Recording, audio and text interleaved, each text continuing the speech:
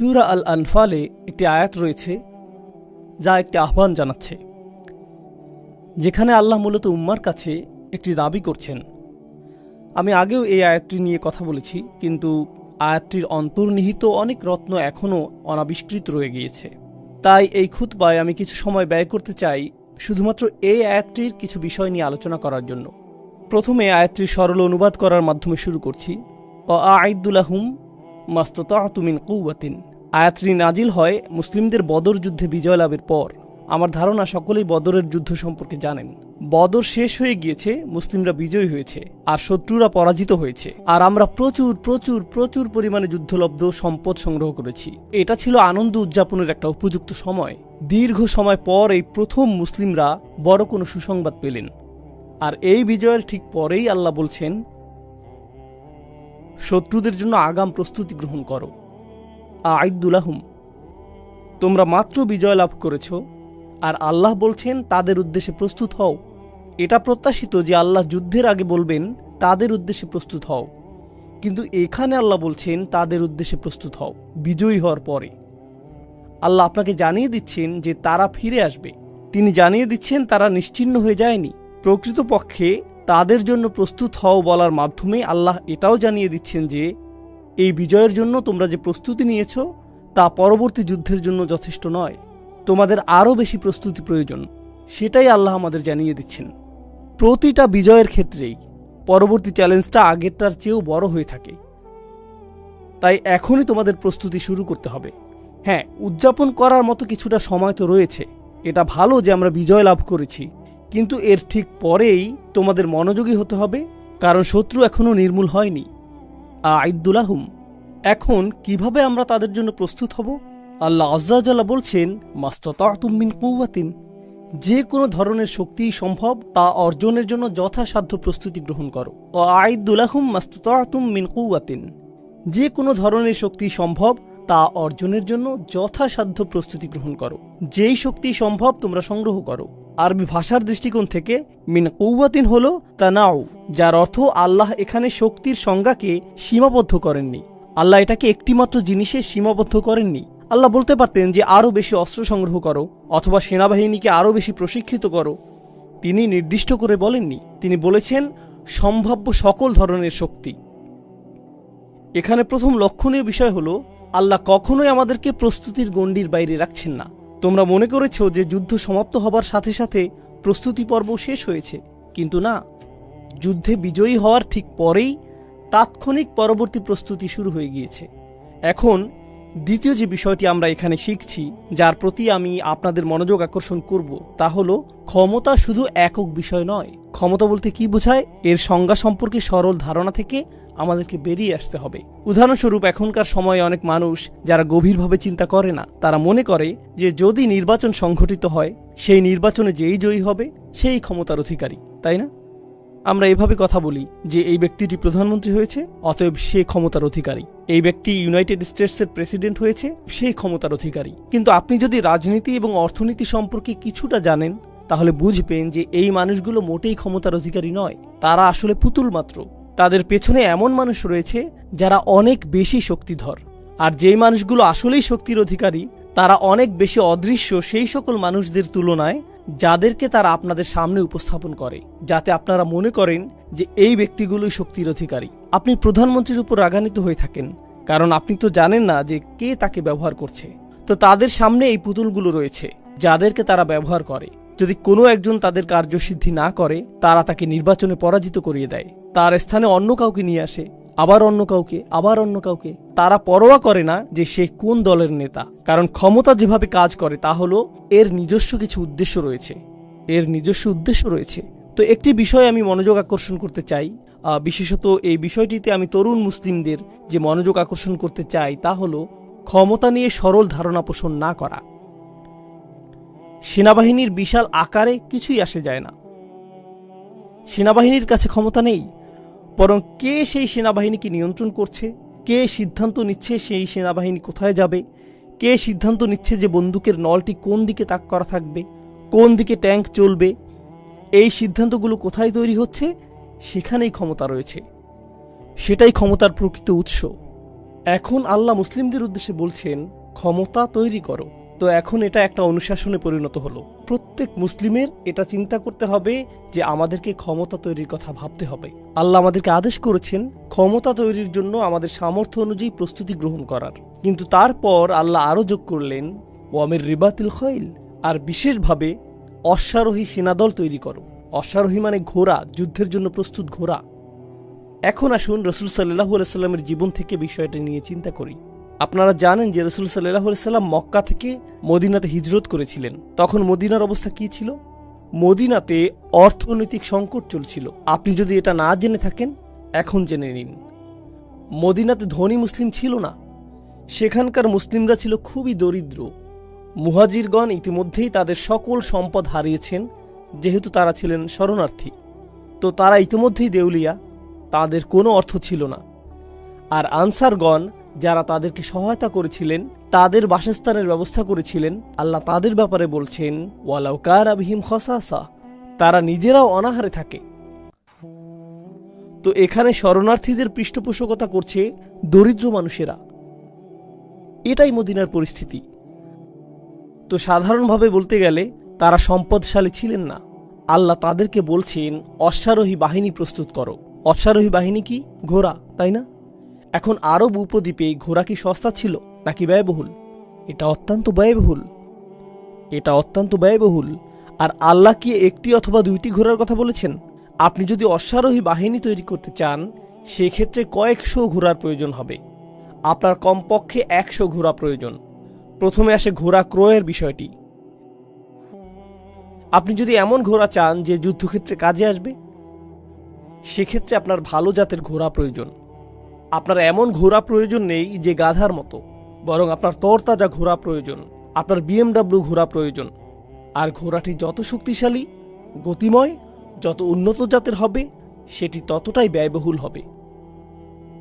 এর মানে আপনার অর্থ প্রয়োজন। এই ঘোড়াগুলো কোথা থেকে পাবেন? আর শুধুমাত্র ঘোড়া থাকলেই তো হবে না, ঘোড়াগুলো থাকার ব্যবস্থাও করতে হবে। তো আপনাকে আস্তাবল নির্মাণ করতে হবে। শুধু তাই না, ঘোড়াগুলোকে খাওয়ানোর জন্য আপনাকে কৃষিকাজের মাধ্যমে খড় উৎপন্ন করতে হবে। আর ঘোড়াগুলোর বর্জ্য পরিষ্কার করার জন্য আপনাকে পরিপূর্ণ একটা ব্যবস্থা তৈরি করতে হবে।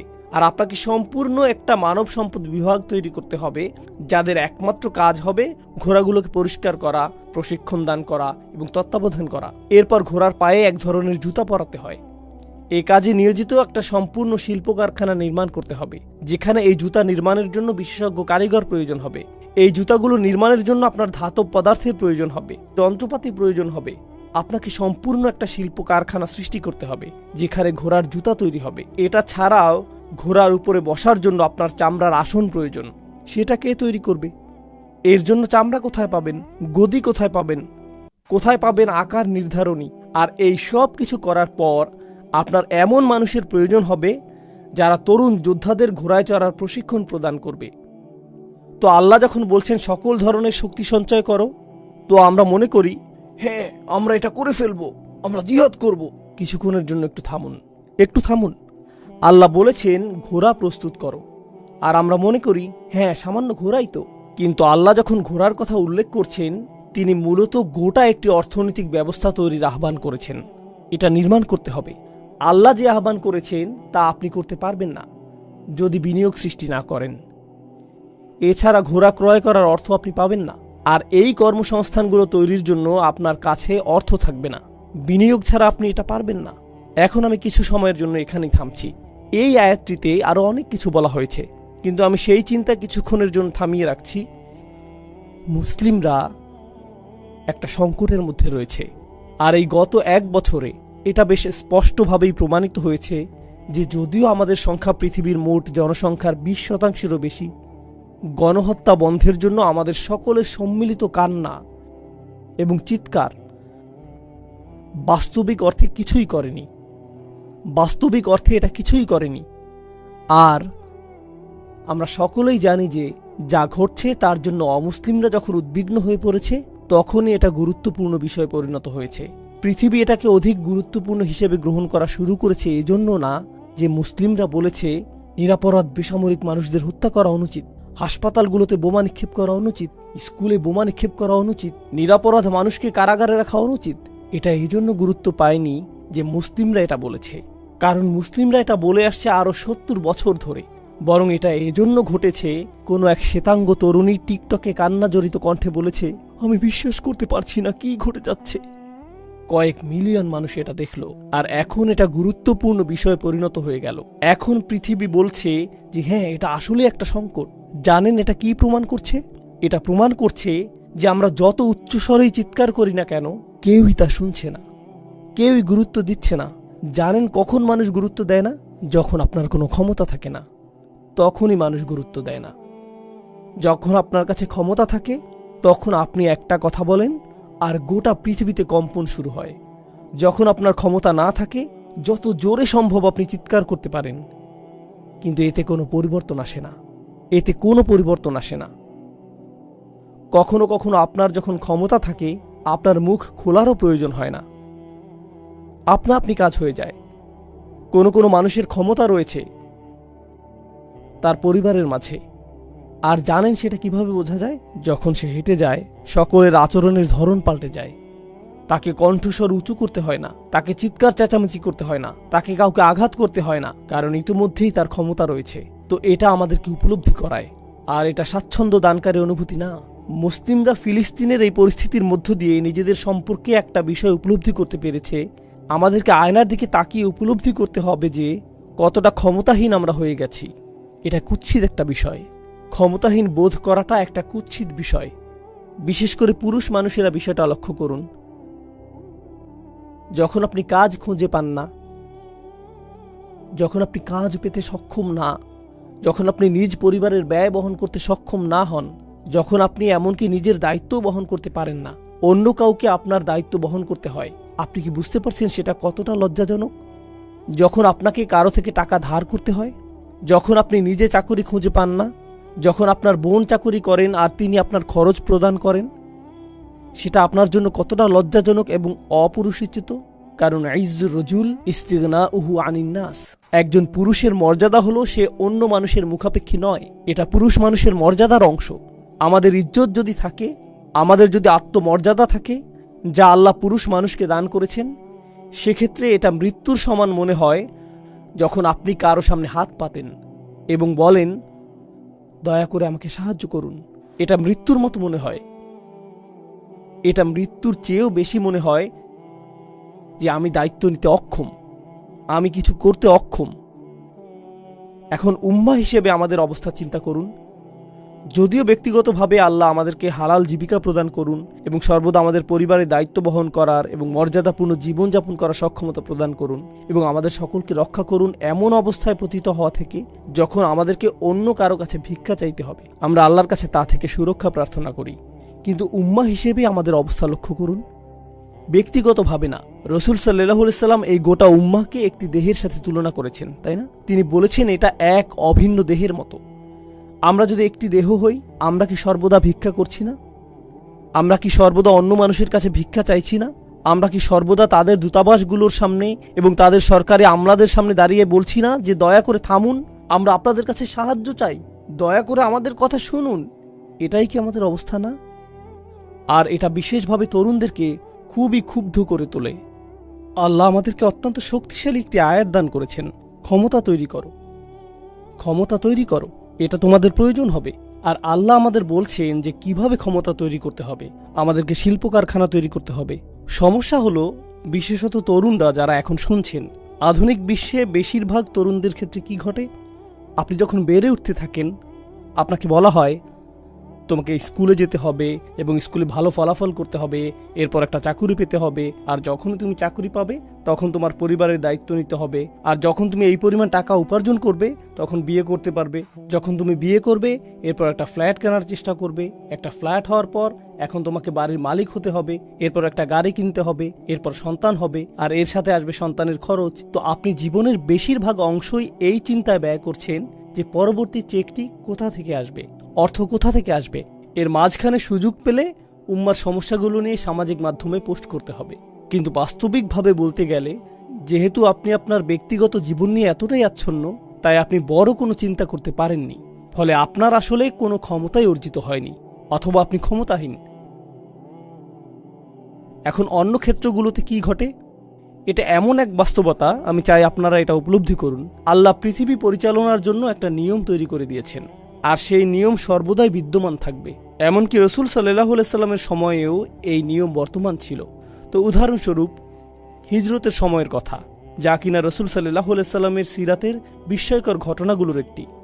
হিজরতের সময় আল্লাহ আবু বকর রাদিয়াল্লাহু তাআলা আনহুর সহায়তার ব্যবস্থা করেছিলেন, আর আবু বকর রাদিয়াল্লাহু তাআলা আনহু হিজরতকে সফল করতে সক্ষম হয়েছিলেন কারণ তিনি উট ক্রয়ের জন্য অর্থ ব্যয় করেছিলেন, তিনি পথ প্রদর্শকের জন্য অর্থ ব্যয় করেছিলেন, তিনি ভ্রমণের জন্য ব্যয় করেছিলেন, তিনি ছিলেন সফল ব্যবসায়ী, আর হিজরতের সেই যাত্রাটিকে সহায়তা করার জন্য তিনি সেই সম্পদকে ব্যবহার করতে সক্ষম হয়েছিলেন। আবার রাসূল সাল্লাল্লাহু আলাইহি সাল্লাম উপার্জনের উদ্দেশ্যে কাজ করা বন্ধ করে দিয়েছিলেন, তিনি নিজে উপার্জন করা বন্ধ করে দিয়েছিলেন। তিনি দিন রাত রাসূল হিসাবে দায়িত্ব পালন করেছিলেন। রাসূল হিসেবে কিভাবে আপনি দায়িত্ব পালন করতে পারবেন যখন আপনার কোনো উপার্জন নেই? খাবার কোথা থেকে আসবে?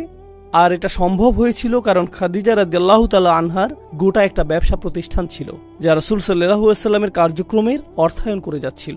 এরপর তিনি তার দায়িত্ব পালনে সক্ষম হয়েছিলেন। এমনকি পৃথিবীর ইতিহাসের সবচেয়ে মহৎ মিশনটি অর্থাৎ রাসূল সাল্লাল্লাহু আলাইহি সাল্লামের সিরাতের পেছনেও ব্যবসায়িক সহায়তা জড়িত ছিল, তাই না? তেমনটাই কি ঘটেনি? আর এখন কি ঘটে জানেন? এখন কি ঘটে?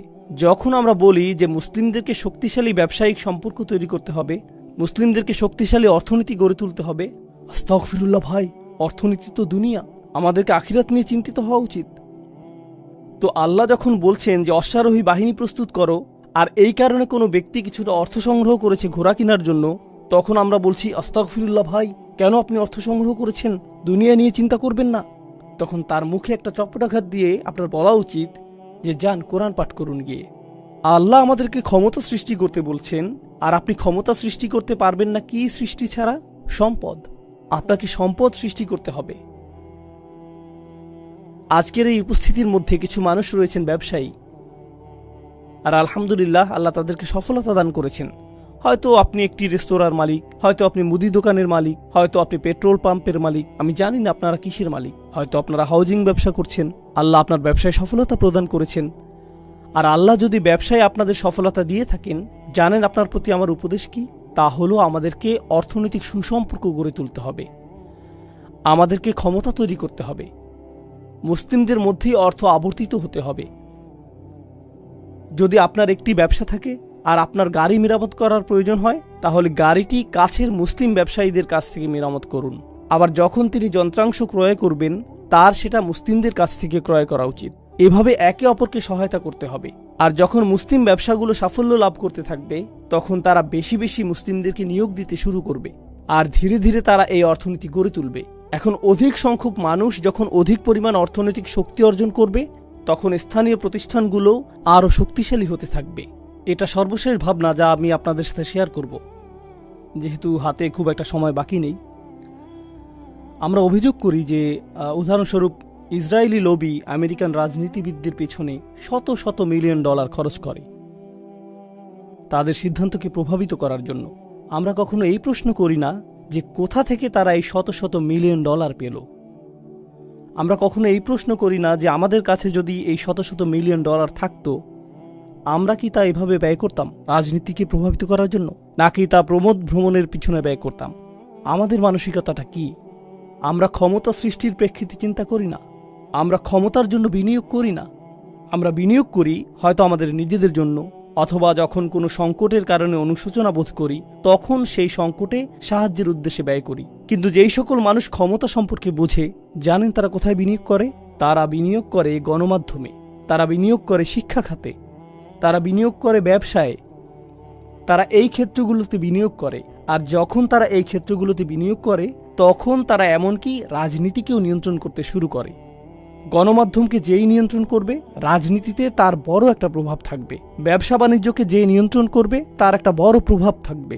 শিক্ষা খাতকে যে নিয়ন্ত্রণ করবে, রাজনীতিতে তার একটা বড় প্রভাব থাকবে।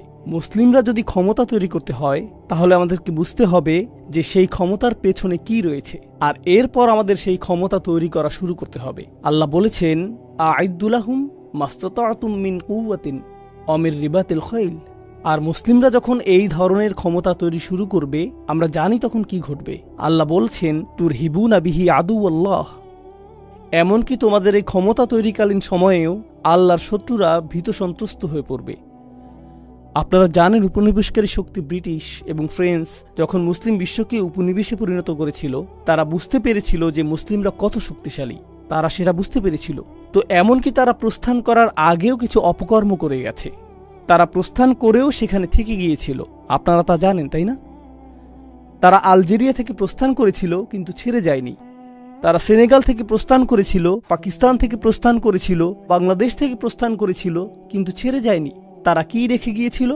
তারা এমন সব পদ্ধতি রেখে গিয়েছিল যার ফলে মুসলিমরা কখনোই অর্থনৈতিকভাবে স্বাবলম্বী হতে পারবে না। তাদেরকে সবসময় ঋণের উপর থাকতে হবে, তাদেরকে সবসময় এভাবে হাত পেতে থাকতে হবে। তো যদিও আমরা প্রস্থান করছি, আমরা তাদেরকে ভিক্ষুক হিসেবে রেখে যাচ্ছি। তারা তাদের গোটা পদ্ধতিকে নির্মাণ করেছে, তাদের গোটা সম্পত্তি এবং সাম্রাজ্যকে নির্মাণ করেছে মুসলিমদের শ্রম এবং ঘামের বিনিময়ে, কিন্তু মুসলিমদেরকে তারা ভিক্ষাবৃত্তি এবং ছিন্ন ভিন্ন অবস্থায় রেখে গেছে। এটাই তাদের পরিকল্পনা। কৌশলটি সামরিক নয়, কৌশলটি আসলে অর্থনৈতিক। দক্ষিণ এশিয়ার মুসলিমরা ব্রিটিশদের দ্বারা বিজিত হয়েছিল, আমরা সেটা জানি। আপনারা ইংল্যান্ডে বসবাস করেন, আপনারা জানেন যে এই দেশটি কত ছোট, তাই না? আপনারা কি নিজে নিজে কখনো চিন্তা করেছেন যে এই ছোট জাতিটা কিভাবে এটা করলো? আর দক্ষিণ এশিয়াতে আমাদের জনসংখ্যা অনেক। কিভাবে এই অল্প কিছু মানুষ সেই গোটা একটা মহাদেশকে উপনিবেশে পরিণত করলো? কিভাবে তারা এটা করলো? কিছুটা ইতিহাস অধ্যয়ন করুন, আর আপনি নিজেই বুঝতে পারবেন যে তারা তাদের ব্যবসায়িক পদক্ষেপগুলোতে কৌশলী ছিল। তারা ব্যবসায়ের মাধ্যমে ক্ষমতা তৈরি করেছিল। তারা আসলে সেটাই তৈরি করেছিল। তারা এই বিষয়গুলো খুব ভালোভাবে বুঝে। এখনকার সময়ে পৃথিবীর সবচেয়ে বেশি যুদ্ধ এবং সংকটের মূলে রয়েছে অর্থনীতি। এর মূলে রয়েছে কোনো এক পক্ষের ব্যবসায়িক স্বার্থ। এই সব কিছুর মূলে এটাই। যখন মুসলিমরা এটা বুঝতে পারবে, এমনকি স্থানীয় পর্যায়েও, তখন মসজিদের ভূমিকা কি হবে? অবশ্যই এখানে আমরা দিন শিখব, এখানে আমরা নামাজ পড়ব, আমরা আমাদের সন্তানদেরকে এখানে আনব, এখানে আমাদের সন্তানদেরকে কোরআন শিখাবো। কিন্তু এখান থেকে তরুণ যুবকরা অভিজ্ঞ মানুষদের কাছ থেকে এটাও শিখবে যে কিভাবে নতুন ব্যবসা শুরু এবং পরিচালনা করা যায়। এটা তাদের কাজের প্রশিক্ষণ প্রাপ্তির কেন্দ্রে পরিণত হতে হবে। এখান থেকে ইন্টার্নশিপ শুরু হতে হবে। এই স্থানটি থেকে আমাদের ক্ষমতা তৈরির চর্চা শুরু করতে হবে। এরকমটা করতে পারলে এক দশকের মধ্যে, 10-15 বছরের মধ্যে মুসলিমরা অর্থনৈতিকভাবে লন্ডনের সবচেয়ে শক্তিশালী সম্প্রদায়ে পরিণত হবে। আপনারা কি মনে করেন যে এটা ছোট কোনো বিষয়? আমাদের এই সম্প্রদায় এতটাই শক্তিশালী হয়ে উঠবে যে আমাদেরকে রাজনীতিবিদদের কাছে যেতে হবে না, রাজনীতিবিদরা আমাদের কাছে আসবে। আপনারা কি চান? তারা আমাদেরকে এই প্রশ্ন করবে, কারণ অন্য ক্ষমতাশীল সম্প্রদায়ের ক্ষেত্রে তারা রাজনীতিবিদদের কাছে যায় না, বরং রাজনীতিবিদরাই তাদের কাছে আসে, কারণ তাদের সেই ক্ষমতা রয়েছে। আল্লাহ ইতিমধ্যেই আমাদেরকে পরিষ্কার জবাব দিয়ে দিয়েছেন।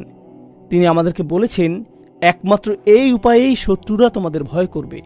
তুরহিবুনা বিহি আদু আল্লাহ, আল্লাহর শত্রু। তিনি আরও বলেছেন, আদু আল্লাহি ও আদু আকুম। এটাই সর্বশেষ বিষয় যা আমি আপনাদের সাথে আজকে শেয়ার করব। আল্লাহ বলছেন, যাদেরকে তোমরা ভীতি প্রদর্শন করছো তারা আল্লাহর শত্রু এবং তোমাদের শত্রু। কার কথা আল্লাহ প্রথমে উল্লেখ করেছেন? তিনি নিজের কথা প্রথমে উল্লেখ করেছেন। আদু আল্লাহ প্রথমে এসেছে, আর তারপর আদু আকুম। কেন? আপনাকে বুঝতে হবে যে আল্লাহ আমাদেরকে এই ক্ষমতা তৈরি করতে বলেছেন আমাদের জন্য না, আমাদের শত্রুদের বিরোধিতার জন্য না। আদু আল্লাহ কথাটি প্রথমে উল্লেখ করার কারণে আমি এই কাজটি করছি এজন্য যে আমি প্রথমত আল্লাহ প্রদত্ত মিশন বাস্তবায়নের কাজ করছি। আমার উদ্দেশ্য পরিষ্কার। এজন্যই আমি ক্ষমতা তৈরি করছি, এজন্যই আমি তরুণদের ক্ষমতায়নের প্রচেষ্টা চালাচ্ছি, এজন্যই আমি তাদের মাঝে বিনিয়োগ করছি, এজন্যই আমি চাই যে তারা বেড়ে উঠুক। জানেন আমরা কি করি? আমাদের এগুলো ত্যাগ করতে হবে। জানেন এখনকার সময়ে মুসলিমরা কি করে? জিনিসটা কুৎসিত, কিন্তু সত্য কথাটা আমাকে বলতে হবে। আমাদের সমাজে আমরা যা করি তা হলো, যদি কেউ সফলতা অর্জন করতে নেয়, সকলে মিলে তাকে আক্রমণ করতে থাকে যতক্ষণ পর্যন্ত না সে ব্যর্থ হয়ে যায়। তারপর অন্য কেউ হয়তো সফল হয়ে যায়, তখন বলি এই লোক ভেবেছে যে সে অনেক ভালো মানুষ ইত্যাদি। তার নিয়ত নিয়ে প্রশ্ন করা শুরু করি, তার আন্তরিকতা নিয়ে প্রশ্ন করা শুরু করি, ভেতর থেকেই তাকে ধ্বংস করে দেই। যদি কেউ একটি রেস্তোরাঁ উদ্বোধন করে আর এটা খুবই সফলতা পায়, তখন আমরা বলি সে কিভাবে এটা করলো, এটা তো আমার করার কথা ছিল, আমি সেখানে খাবার খাবো আর রেস্তোরাঁ বন্ধ হওয়ার পর আমি শেফের সাথে কথা বলবো। হেই, আমার সাথে কাজ করেন। একমাত্র যে উপায়ে আপনি নিজের ব্যবসার উন্নতি করেন তা হলো অন্য কারো ব্যবসা ধ্বংস করার মাধ্যমে। জানেন এটা কি? এটা হলো যখন আমরা একে অপরের শত্রুতে পরিণত হই, আমরা একে অপরকে প্রতিযোগী হিসেবে দেখি। প্রকৃতপক্ষে এটা এখন এতটাই খারাপ হয়ে গিয়েছে যে এমনকি একই পরিবারের মধ্যে যদি এক ভাই অন্য ভাইয়ের তুলনায় বেশি সাফল্য অর্জন করে, তখন যেই ভাইটি সফল হয়নি সে তার বড় ভাইকে শত্রু ভাবতে শুরু করে। সে এটা মেনে নিতে পারে না, সে এটা সহ্য করতে পারে না। আমাদের নিজেদের মধ্যে উলাইয়া থাকতে হবে। আপনারা জানেন আল্লাহ বলছেন, আল্লাযীনা কাফারু বা'দুহুম আউলিয়াউ বা'দ, কাফেররা একে অপরের সহায়ক। জানেন তাদের ক্ষেত্রে কি ঘটে? যখন তাদের কেউ ব্যবসা শুরু করে, অন্যরা বলে, হেই, তোমার ব্যবসা ভালো চলছে, কিন্তু আমার মনে হয় এতে আরো অনেক উন্নতি করা সম্ভব। আমি একটা রেস্তোরাঁ খুলেছিলাম যেটা ঠিক তোমারটার মতোই ছিল, কিন্তু আমি সফলতা পেয়েছিলাম এভাবে এভাবে। আমি যা করেছি তা থেকে তোমাকে বলছি, ফ্রি উপদেশ দিচ্ছি। আসো, এটা করতে হবে, ওটা করতে হবে। আসো তোমাকে এভাবে প্রশিক্ষিত করি এবং এভাবে তৈরি করি। তারা একে অপরকে তৈরি করে যাচ্ছে, তারা একে অপরকে ছিন্ন ভিন্ন করছে না। যে মুহূর্তে সে সফলতা পায় তখনই বলে, আমি তো সফলতার একটা পর্যায়ে পৌঁছে গিয়েছি, এখন আমার নিজের লোকদের প্রতি মনোযোগ দিতে হবে। আমি ফিরে আসব এবং বলবো, হেই, আমি সফলতা পেয়েছি, কে আছো যে এটা করতে আগ্রহী? আসো তোমাকে উঠতে সহায়তা করি। এটাই উলাইয়ার মানসিকতা। এজন্যই আল্লাহ বলছেন, আল মুমিনুনা ওয়াল মুমিনাত বা'দুহুম আউলিয়াউ বা'দ। ইমানদার পুরুষ এবং ইমানদার নারীগণ একে অপরের মিত্র, তারা একে অপরকে সহায়তা করে। আমাদের সংস্কৃতিতে এমন কিছু বিষয় সৃষ্টি হয়েছে, আল্লাহর শপথ, আমি যদি এটা নিজের চোখে না দেখতাম তাহলে বিশ্বাস করতাম না। আমাদের এমন মানসিকতা তৈরি হয়েছে। আমি একটা জায়গায় গিয়েছিলাম যেটা একটা অমুসলিম দেশ, আর সেখানে অনেক মুসলিম ডাক্তার রয়েছে। সেই দেশে ডাক্তাররা ভালো অর্থ উপার্জন করে। দেশটির নাম বলছি না। একজন মুসলিম ডাক্তারকে দেখেছি যিনি ছিলেন একটি হাসপাতালের বিভাগীয় প্রধান। তিনি সফল। আর একটি অনুষ্ঠানে তার তরুণ মুসলিম মেডিকেল কলেজ ছাত্রদের সাথে সাক্ষাৎ হয়, যারা তার কাছে পরামর্শ চাইল। তারা জিজ্ঞেস করছিল কোথা থেকে ডিগ্রি নিতে হবে, এই জাতীয় বিষয়। কারণ স্পষ্টতই তারা এমন কাউকে জিজ্ঞেস করবে যে ইতিমধ্যেই সফল হয়েছে। আর তিনি ইচ্ছাকৃতভাবে তাদেরকে খারাপ পরামর্শ দিচ্ছিলেন। আপনি অবাক হয়ে ভাবছেন, কেন তিনি খারাপ পরামর্শ দিবেন? কারণ এই তরুণ প্রজন্মকে আমি যদি ভালো পরামর্শ দেই, আমি ইতিমধ্যেই দেখতে পাচ্ছি যে 20 বছরের এই তরুণ আমার 20 বছর বয়সের তুলনায় 5 গুণ বেশি বুদ্ধিমান। তো সে 5 বছরের ব্যবধানে আমার দ্বিগুণ সফলতা লাভ করবে। যা অর্জন করতে আমার 20 বছর লেগেছে, সে সেটা 3 বছরে করে ফেলবে। আমি এই ধরনের প্রতিযোগিতা চাই না। আমি তাকে খারাপ পরামর্শ দিব, যাতে যথাসম্ভব তার অগ্রগতিকে ধীরগতি করে দিতে পারি। এটা খুবই কমন একটা মুসলিম মানসিকতা। আর যতক্ষণ পর্যন্ত আমাদের এই মানসিকতা থাকবে, সর্বশেষ এই বিষয়টি আমি আপনাদের সাথে শেয়ার করব, যতক্ষণ পর্যন্ত আমাদের এই মানসিকতা থাকবে, আমরা ক্ষমতা অর্জন করতে পারবো না। আমরা এই আয়াতের অনুসরণ করতে পারবো না। ওয়া'আইদ্দু লাহুম মাসতাতা'তুম মিন কুওয়াতিন। আমাদের শত্রুরা সবচেয়ে শক্তিশালী যে আঘাতটা করে তা সম্ভবত বোমা নিক্ষেপ নয়। আমাদের শত্রুদের সবচেয়ে শক্তিশালী আক্রমণ মিডিয়া নয়। আমাদের শত্রুদের সবচেয়ে শক্তিশালী আক্রমণটা হলো তারা আমাদেরকে পরস্পরের মিত্র হওয়া থেকে বিরত রাখে। কারণ তারা জানে যে মুসলিমরা একবার একে অপরের মিত্র হয়ে গেলে এটুকুই যথেষ্ট। এটাই আনতুমুল আ'লাউন। তখন আমরাই শীর্ষে থাকব। তখন কোনো কিছুই আমাদেরকে থামাতে পারবে না। আমাদের মৈত্রী ছাড়া অন্য কিছু তাদেরকে এতটা ভীত সন্ত্রস্ত করে না। তাই তারা মুসলিমদের ভিতরে যত বেশি সম্ভব বিভাজন, যত বেশি সম্ভব সন্দেহ, যত বেশি সম্ভব প্রতিযোগিতা, যতটা সম্ভব ঘৃণা সৃষ্টি করে, এর জন্য তারা যথাসাধ্য চেষ্টা করে। তাই আমরা পাশের মসজিদটিকে প্রতিযোগী হিসেবে দেখি না। আমরা অন্য শায়েখকে প্রতিযোগী হিসেবে দেখি না। এই শায়েখ বনাম সেই শায়েখ। এটা রেসলিং খেলার জায়গা না ভাই। এটা রেসলিং না। আর যতদিন পর্যন্ত আমরা বারবার এই ফাঁদে আটকা পড়তে থাকবো, আমরা কাঁদতেই থাকবো। আর আমাদের এই কান্না কেউই শুনবে না। কারণ আমরা কখনোই ক্ষমতা তৈরি করিনি। আমরা কখনোই ক্ষমতা তৈরি করতে সক্ষম হইনি। আর আমাদেরকে একে অপরের প্রকৃত মিত্র হিসেবে প্রস্তুত করুন।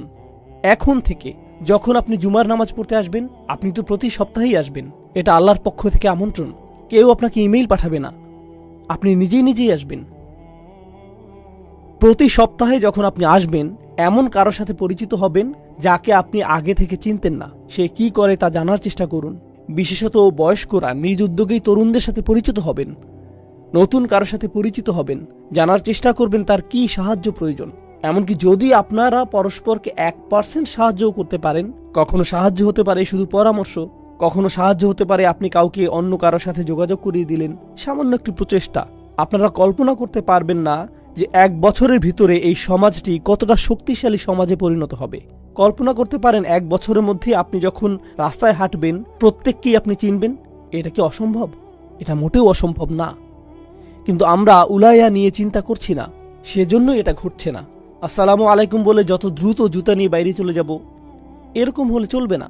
এর পরিবর্তে প্রত্যেক সপ্তাহকেই মৈত্রী তৈরির, সম্পর্ক তৈরির, নেটওয়ার্ক তৈরির সুযোগ হিসেবে গ্রহণ করুন। এখানকার ক্যারিয়ারে সফল প্রত্যেক ব্যক্তি জানে যে আপনার ক্যারিয়ার, আপনার ব্যবসার সফলতার মূলে রয়েছে নেটওয়ার্ক, তাই না? কয়েকশো নেটওয়ার্ক, কখনো কয়েক হাজার নেটওয়ার্ক প্রতি সপ্তাহে চোখের সামনে থাকে। এটা একটা মুসলিম সমাবেশ যা প্রতি সপ্তাহে আল্লাহ আপনার জন্য আয়োজন করেছেন, যাতে মুসলিমরা পৃথিবীর বুকে সবচেয়ে শক্তিশালী জাতিতে পরিণত হতে পারে। আমরা শুধু এটা ব্যবহার করছি না।